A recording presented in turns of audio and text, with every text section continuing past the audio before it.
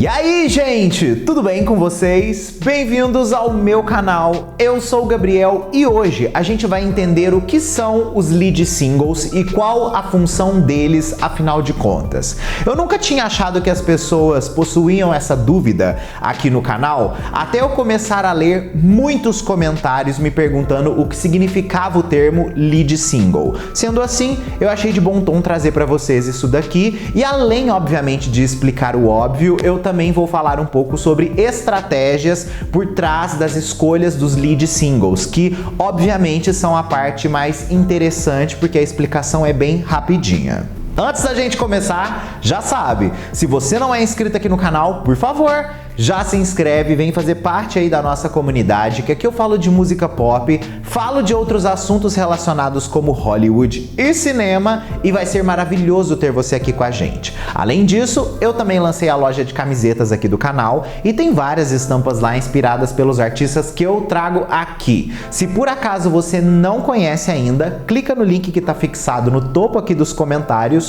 ou na descrição desse vídeo que você vai ser redirecionado e vai conferir todas as estampas. É uma mais linda que a outra e eu tenho certeza que você vai amar. Bom, toda vez que uma era musical se aproxima de começar, a grande expectativa dos fãs é sem dúvida o lead single, ou seja, aquela primeira música de trabalho que será lançada daquele projeto e que com toda certeza refletirá um dos pontos mais importantes do que aquele disco significará, vamos dizer assim, por enquanto. O lead single também é conhecido como single principal ou primeiro single ou também carro-chefe por algumas marcas. Geralmente, essa música é lançada com muita antecedência antes de fato do álbum em si, mas também ocasionalmente pode acontecer no mesmo dia de lançamento do álbum, dependendo da estratégia abordada pelas pessoas que estão envolvidas no projeto.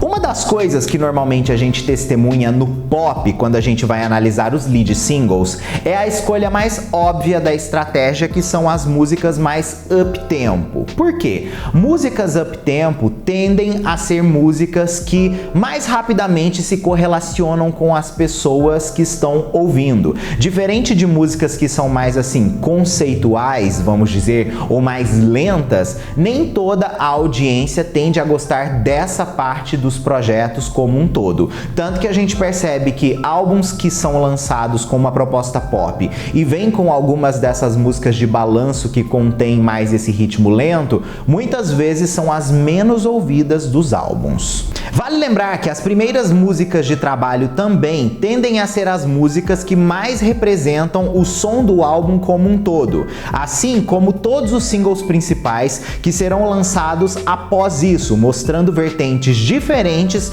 do que aquele som principal representa.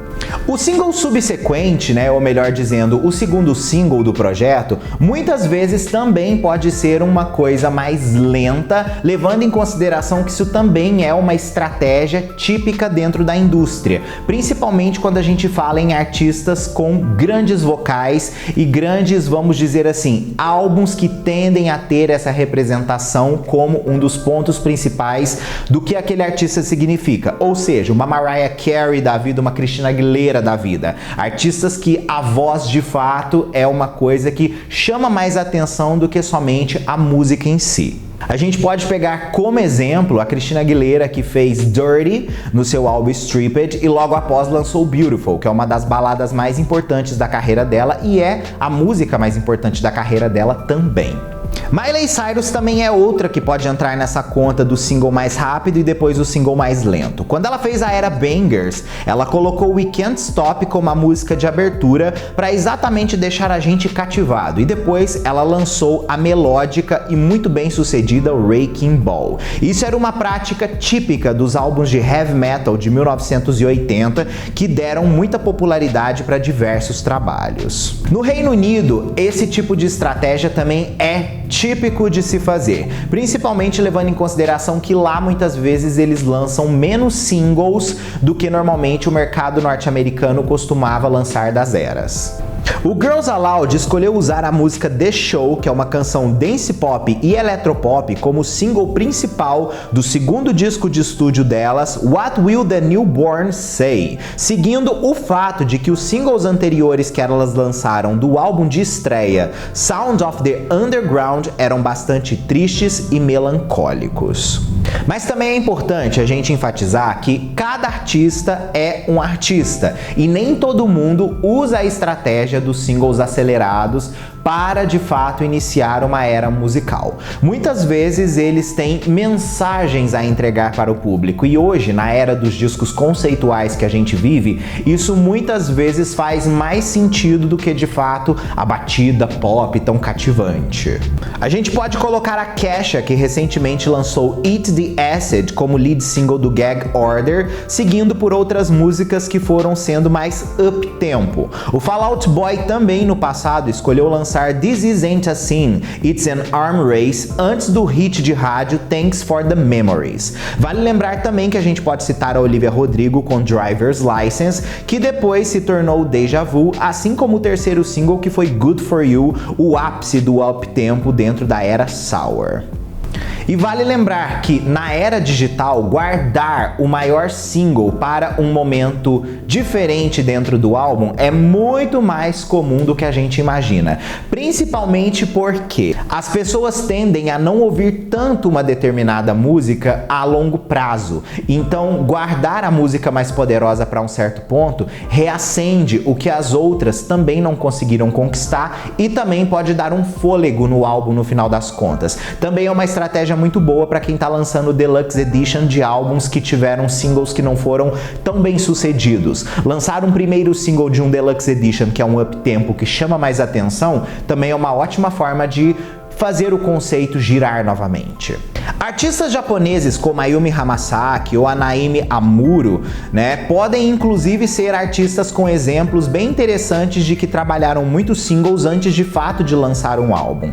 Vale lembrar que essas meninas poderosas dentro da indústria japonesa do pop chegaram a lançar várias músicas que fizeram muito mais sucesso e foram muito mais bem promovidas do que os próprios álbuns em si. Nos Estados Unidos, com as vendas de álbuns caindo continuamente, as gravadoras estão lançando mais singles também antes de fato do lançamento do full álbum. Eles também estão apostando em EPs para fazer com que as eras se tornem mais curtas e mais lead singles sejam lançados ao longo dos anos, principalmente se a gente levar em consideração que um artista pode lançar 2 a 3 EPs num ano. No final de 2010, a indústria do K-pop, assim como a indústria do próprio pop mainstream, que a gente chama de A-pop, que é o American Pop, mudou muito a sua linguagem no aspecto de como escolher uma primeira música de trabalho e como aquilo reverbera numa era a longo prazo. Isso daí ganhou um estudo muito mais interessante, vamos dizer assim. Um representante anônimo da AER confirmou à revista Rolling Stone no final de 2018 que um artista tem que construir uma base para se sustentar e acrescentou que quando os artistas têm um grande álbum e correm com isso, não funciona, porque nunca tiveram uma base para começar de fato. Vale lembrar que esse artigo cita pessoas como Cardi B, Camila Cabello, Jason Derulo, como pessoas que lançaram até 4 singles mesmo antes de fato de lançar um álbum.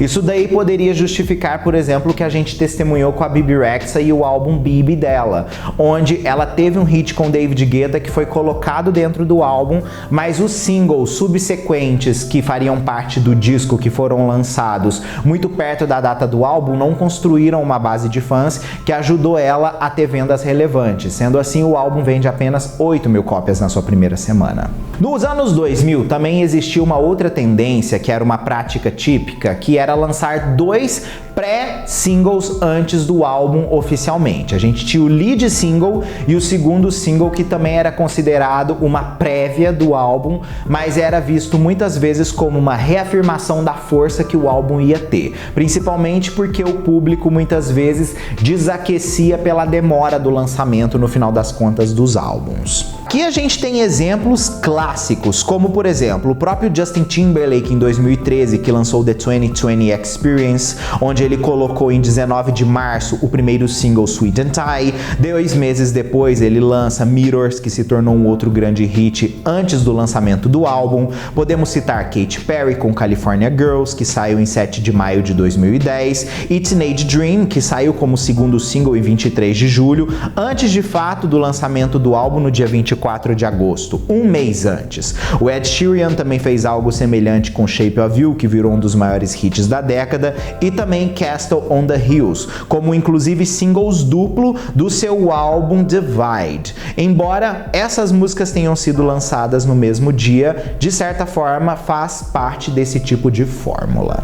Então o que a gente conclui disso tudo, né? Existem várias fórmulas para você conseguir lançar um primeiro single, só que é sempre importante você ter noção do que você quer vender também. Tudo isso que a gente falou aqui é baseado em artistas que sabiam muito bem o que eles estavam querendo vender dos seus projetos, e sendo assim, eles concluíram qual música seria melhor para poder começar uma determinada era. Então, toda vez que você for pensar em um artista que está lançando um determinado tipo de álbum, pense nesses detalhes que nós acabamos de dizer aqui, que com toda certeza você vai ter uma visão diferente sobre o que aquele trabalho significa no final das contas. Comenta aqui a sua opinião, que eu quero saber sobre o que você achou dessa explicação sobre lead singles, o que você acha de lead singles e afins, ok? Ó, beijo, a gente se vê no próximo vídeo ou live nossa aí. Tchau!